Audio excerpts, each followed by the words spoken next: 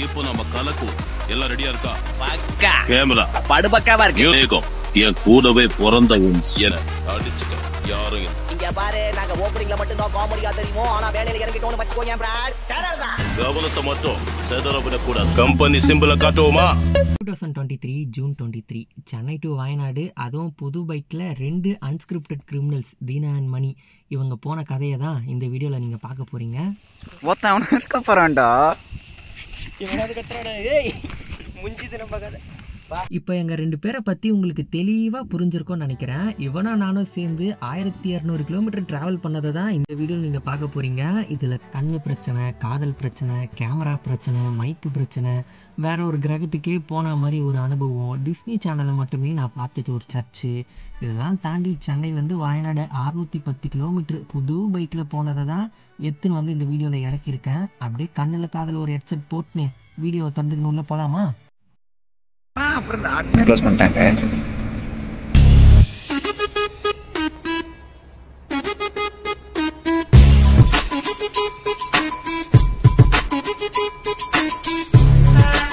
Petrol போகிறதுக்கு முன்னாடி ஒரு விஷயம் தெளிவாக சொல்லிக்கிறேன். கையில் வர 3300 தான் இருந்துச்சு. அதில் 1200 டேங்கை ஃபுல் பண்ணிக்கினே வண்டி எடுத்துகிட்டு கிளம்பிட்டேன். ஸ்டார்டிங் ஒரு 100 கிலோமீட்டர் லைட்டாக தூரல் மட்டும்தான் போட்டுட்டு இருந்துச்சு. சரி, சித்தூர் போயிட்டா கரெக்டாக இருக்கும்னு பார்த்தா சரியான மழை. ஏன்டா இந்த ட்ரிப்பு வந்தோன்ற மாதிரி மைண்ட் செட்டு மாறிடுச்சு. ஏன்னா புது வண்டி பயங்கரமாக வந்து பார்த்திங்கன்னா சேராயிடுச்சு. இன்னொன்று ஃபுல்லாக தொப்பக்கட்டையாக நினச்சதால் ஏன்டா வண்டி ஓட்டுறோன்ற மாதிரி ஆயிடுச்சு. கரெக்டாக சென்னை டு பெங்களூர் எக்ஸ்பிரஸ் வே போகும்போது பயங்கர ஜாலியாக வந்து பார்த்திங்கன்னா வண்டி ஓட்டு போயிட்டு இருந்தேன். இப்போ இந்த ரோடு வந்து பார்த்திங்கன்னா பைக்கு அலோடு கிடையாது. ஆனால் 2023 வந்து பார்த்திங்கன்னா அலோடு. அதுக்கப்புறம் ரோட்டில் இந்த மாதிரி பெரிய பெரிய சிலையெல்லாம் பார்த்துட்டு வாயை பொழந்துட்டு போயிட்டு இருந்தோம். இந்த வீடியோவை 2023 போடாமல் ஏன்டா இப்போ 2025 போடுறீங்கன்ட்டு கேட்கலாம். அதுக்கெலாம் ஒரு பயங்கரமான ஒரு பேக் ஸ்டோரி வச்சுருக்கேன், சொல்கிறேன். அதுக்கப்புறம் ரோட்டில் இந்த மாதிரி ஒரு ராமர் சிலையை வந்து பார்த்திங்கன்னா பார்த்தோம். அம்பு நீட்டி நின்றுருந்தார். அப்படியே எதிர்க்க வந்து பார்த்துக்கிட்டிங்கன்னா மம்மி ஸ்டாச்சு வந்து பார்த்திங்கன்னா இருந்துச்சு. இப்போ இந்த ஹைவேலாம் வந்து பார்த்திங்கன்னா பைக்கு அலோடு. ஆனால் அந்த எக்ஸ்பிரஸ் வே மட்டும் வந்து பார்த்திங்கன்னா அலோடு கிடையாது. நல்ல வேலை, நம்மளுக்கு ஏதோ ஒரு லக்கு போல். அதெல்லாம் வந்து ஓப்பன் பண்ணுறதுக்கு முன்னாடியே அங்கே வண்டி ஓட்டிட்டோம். கொஞ்ச நேரம் கழித்து பெங்களூர் ரீச் ஆகிட்டோம். ரொம்ப சந்தோஷமாக இருந்துச்சு. ஆனால் அது கொஞ்ச நேரம் கூட பொறுக்கல. ஏன்னா என் மண்டைக்குள்ளே ஒன்றையும் தான் ஓடிட்டு இருந்துச்சு.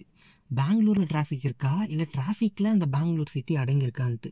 எப்படா இந்த டிராஃபிக்கை விட்டு வெளியே போவோன்ற மாதிரி ஆகிடுச்சு. 300 கிலோமீட்டர் ஓட்டும் போது எனக்கு அந்த வழி தெரில.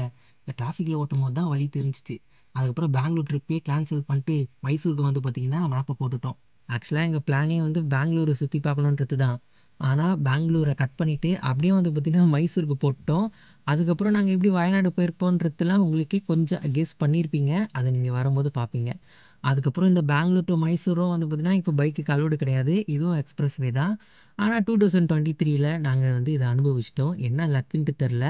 இப்போவும் கேட்காதீங்க ஏன் கையில் க்ளவுஸ் போடலன்ட்டு. ஒரு 300 கிலோமீட்டர் ஓட்டிட்டேன்னா அதனால் நல்லா கையில் காற்று போடட்டும்னு சொல்லி அப்படியே வந்து வண்டி ஓட்டிகிட்டு வந்துட்டேன். இந்த ஒரு பெங்களூர் டு மைசூர் 140 கிலோமீட்ரு பயங்கரமாக வந்து பார்த்திங்கன்னா இருக்கும். நானும் என் ஃப்ரெண்டும் அவ்வளோ ஒரு என்ஜாய் பண்ணோம். ஆனால் அது கொஞ்ச நேரம் கூட பொறுக்கல. ஏன்னா மைசூர் பேலஸ் 5 மணிக்கு க்ளோஸ் பண்ணுறாங்கன்னு திடீர்னு சொல்கிறான் கூகுள் மேப்ஸில் பார்த்துட்டு. டப்புன்னு ஒரு 120 கிலோமீட்டர் வந்து பார்த்திங்கன்னா 1 ஹவரில் வந்து ஃபினிஷ் பண்ணிக்கிட்டு போனோம். என்ன ஆல்ரெடி பட்ஜெட்டில் போகிறோம், இதில் பெட்ரோல் வேறு நல்லா உறிஞ்சிக்கின்னு போயிடுச்சு. எக்ஸ்பிரஸ் வேல யாருமே ரூல்ஸ் ஃபாலோ பண்ணலையே. 150 120 பிரின்னு பிரிச்சானுங்க காருக்காரனுங்க. நான் தான் என்ன 100 120 ஓட்டினு வந்தேன் பெட்ரோலுக்கு பயந்துக்கிட்டு. அதுக்கப்புறம் இந்த மாதிரி ஒரு டோல் பார்த்தேன். இந்த 140 கிலோமீட்டரில் ஒரே ஒரு டோல் தான். இந்த மாதிரி தமிழ்நாட்டில் இருந்தால் எப்படி இருக்கும். ஆனால் அதெல்லாம் கொண்டே வரமாட்டானுங்க. அதுக்கப்புறம் பைக்கு கூட அழகாக ரூட்லாம் வந்து பார்த்திங்கன்னா வச்சுருந்தாங்க. சூப்பராக இருந்துச்சு. அதே மாதிரி ரோடு சொல்லியே ஆகணும். அந்த 4 லேன் ரோடா 8 லேன் ரோடா பாருங்கள் எப்படி இருக்குதுன்னு சொல்லிட்டு. அதுவும் இந்த மாதிரி கிளைமேட்டில் மணிக்கு 300 கிலோமீட்டர் ஸ்பீடில் போகிற மாதிரி ஒரு ரோடு இருக்கும்போது என் மைண்ட் அப்போ எப்படி இருந்திருக்கும். ஆனால் என்ன, அனுபவிக்க காசு தான் இல்லை. கொஞ்சம் நேரம் பொறுத்து மைசூர் ரீச் ஆனோம். அதுக்கப்புறம் அந்த ஃபேமஸான ஹிஸ்டாரிக்கல் சர்ச்சை வந்து பார்த்திங்கன்னா பார்த்தேன். அங்கே பைக்கை நிறுத்தி ஃபோட்டோ எடுக்கணும்னு ஆசை தான். ஆனால் அங்கே கொஞ்சம் சரியான டிராஃபிக்கு. அதுக்கப்புறம் உள்ளே வந்தோம். கிளைமேட் அப்படி சில்லுன்னு மாறிச்சு. மைசூர் எங்களுக்கு ரொம்ப ரொம்ப பிடிச்சிச்சு. இங்கே வந்து க்ளவுஸும் வந்து பார்த்திங்கன்னா நான் போடலை. அதுக்கப்புறம் ஒரு விஷயம் நான் சொல்லி ஆகணும். எல்லாருமே வந்து பார்த்திங்கன்னா மைசூரில் ரூல்ஸ் பயங்கரமாக ஃபாலோ பண்ணாங்க. கார்காரங்களாக இருக்கட்டும், பஸ்ஸுக்கு தனி ரூட்டு, பைக்காரங்களாம் கரெக்டாக இண்டிகேட்டர்ஸ் போட்டு ரூல்ஸ் ஃபாலோ பண்ணுறதுலாம் பயங்கரமாக இருந்துச்சு. அப்படியே பேலஸுக்கு தான் வந்து பார்த்திங்கன்னா அவசரமாக வண்டி வந்து பார்த்திங்கன்னா விட்டோம். எங்களோட அவசரம் தெரியாமல் இந்த டிராஃபிக் எங்களை வச்சு விளையாடிடுச்சு. ட்ரிப்பு ஆரம்பிக்கும் போதே மழை, பெங்களூர் ட்ரிப்பு கேன்சலு, ரொம்ப அமோகமாக ஆரம்பிச்சது. மைசூர் பேலஸ் போனோம்.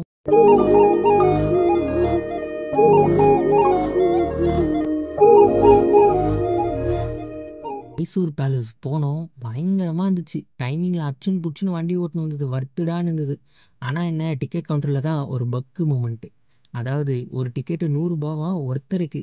மணி என்னை பார்க்க, நான் அவனை பார்க்க, டிக்கெட் கவுண்டரில் இருக்கவர் எங்ககிட்ட 100 ரூபான்னு கேட்க, அதுக்கப்புறம் மணி வந்து இனிமேல் எல்லாத்தையும் நான் பார்த்துக்கிறேன், பெட்ரோல் மட்டும் நீ பார்த்துக்கோன்ட்டான். அப்படியே மனசில் ஒரு ஜாலி. அதுக்கப்புறம் 2 பேரும் வந்து பார்த்திங்கன்னா பயங்கரமாக என்ஜாய் பண்ணோம். மைசூர் பேலஸு என் ஃப்ரெண்ட்ஸ் அண்ட் ஃபேமிலியான நீங்கள் கண்டிப்பாக போய் பாருங்கள், செம்ம வர்த்து.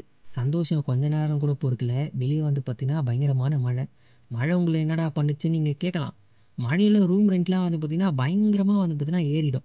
எங்கடா போய் தங்குறது, இங்கேயே இருந்துடலாமான்னு கொஞ்ச நேரம் இருந்தோம். ஆனால் எல்லாருமே வந்து பார்த்திங்கன்னா கிளம்ப ஆரம்பிச்சிட்டாங்க. அதுக்கப்புறம் வெளியே போய் நான் எடுத்த ஒரு வீடியோ 2023ல், அதுவும் காமெடியாக இருக்கும், நீங்களே பாருங்கள். இப்போ வந்து நம்ம மைசூர் பேலஸில் தான் வந்து பார்த்திங்கன்னா இருக்கோம். நம்ம ஜிக்ஸரை வந்து பார்த்திங்கன்னா இருக்கா, சுற்றி இவ்வளோ காருங்க, பைக் மட்டும் இவ்வளோ தான் இருக்குது. ஆனால் நம்ம வண்டி மட்டும்தான் டிஎன். அப்படிக்கா ஒரு ரவுண்ட் டெஸ்ட் வந்துட்டேன். ஆந்திரா கர்நாடகா இருக்கே தவிர டிஎன் வண்டியே இல்லை. நம்ம வண்டி மட்டும்தான் டிஎன். அதான் பாருங்கள்.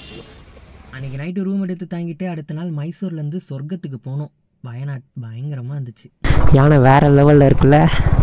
என் ஃப்ரெண்டு அங்கே நிற்க வச்சுட்டு வந்துருக்கேன். அப்படியே ஓட்டு வந்ததில் இன்ட்ரோ எடுக்க மாட்டேனா, அதான் அந்த இது உள்ள என்ட்ரா வருது. ஸோ அதுதான் மறுபடியும் போயிட்டு வந்துட்டேன். ஏறுமச்சி, இது வேறு ஃபோன் ஆன் ஆஃப் ஆகிடுது.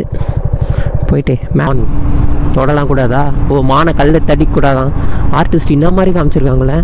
To not get out of your vehicles. ஐயோ, நான் பைக்கில் தானே போகிறேன். புலிலாம் வந்தால் என்ன பண்ணுறது, பார்த்துக்கலாம். புலிலாம் வந்தால் ரேஸு தாங்க. சில இடங்கள்லாம் இன்னமும் என் கண்ணில் அப்படியே இருக்குது.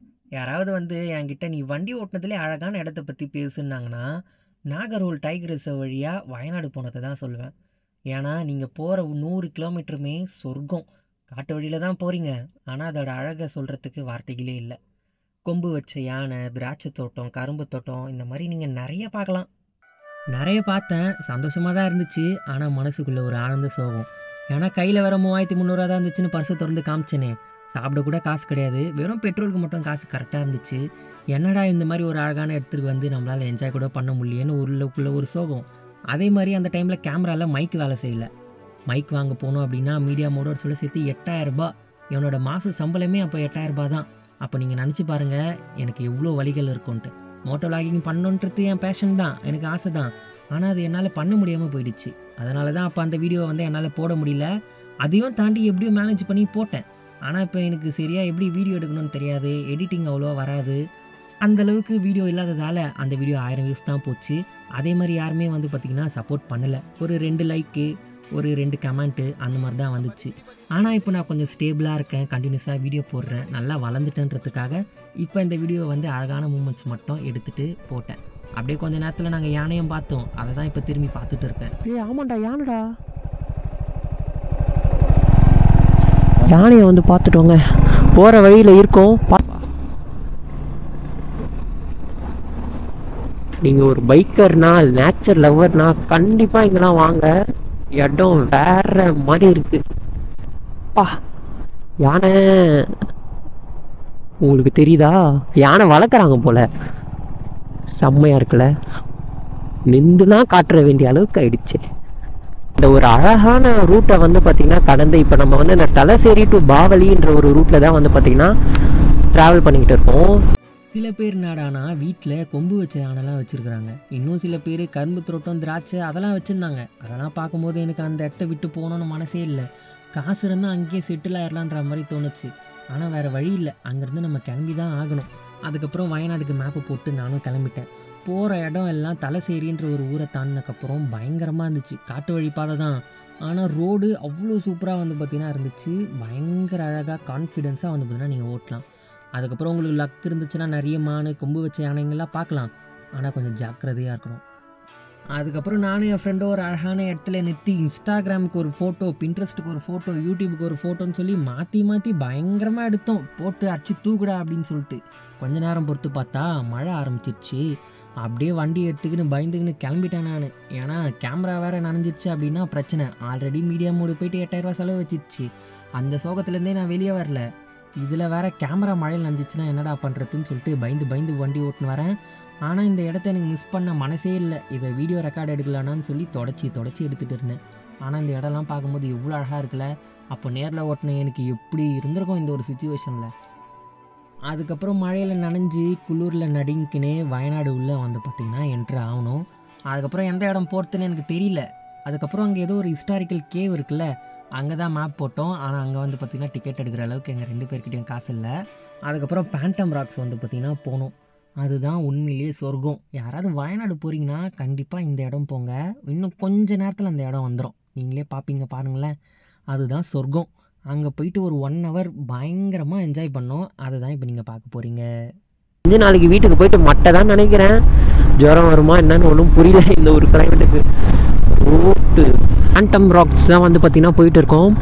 சரியான நெட்டு செம்மையாக இருக்குதுங்க. வெளியே எதுவுமே இல்லை, ஒரு ரெசிப்ட் கூட கொடுக்கல. ஆனால் வந்து பார்த்திங்கன்னா 10 ரூபா வாங்கிட்டாங்க என்ட்ரி ஃபீஸுன்னு சொல்லிட்டு. ஆஃப் ரோட்லாம் பண்ணோன்னா தாராளமாக வரலாம் போல். ஆனால் என்ன கொஞ்சம் தூரத்துக்கு தான் ஆஃப் ரோடெலாம் இருக்குது. இங்கே பார்த்தீங்களா வியூ. பார்க்கிங் மேலே இருக்குது. ஓ, நாங்கள் தாங்க தப்பாக வந்துட்டோம். ஸோ மேலே போனோம்.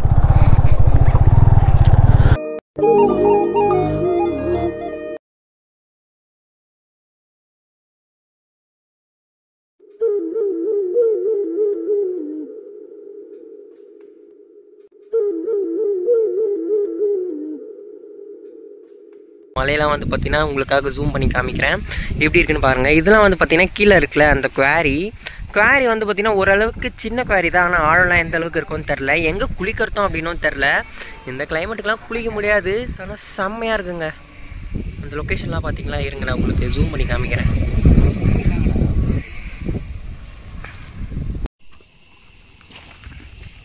ஒருத்தன் இருக்க போகிறான்டா.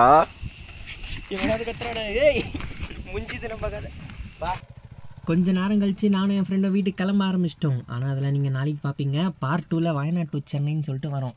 610 கிலோமீட்ரு விடாமல் ஓட்டுன்னு போனோம். நடுவில் மழை வந்துச்சு, போலீஸ் பிடிச்சாங்க, நிறைய கூத்துலாம் நடந்துச்சு. நம்ம சேனல் பார்த்த ஒன்றும் பிடிக்காது, ஆனால் பார்க்க பிடிக்கும். ஸோ மறக்காமல் சப்ஸ்கிரைப் பண்ணி வச்சுக்கோங்க.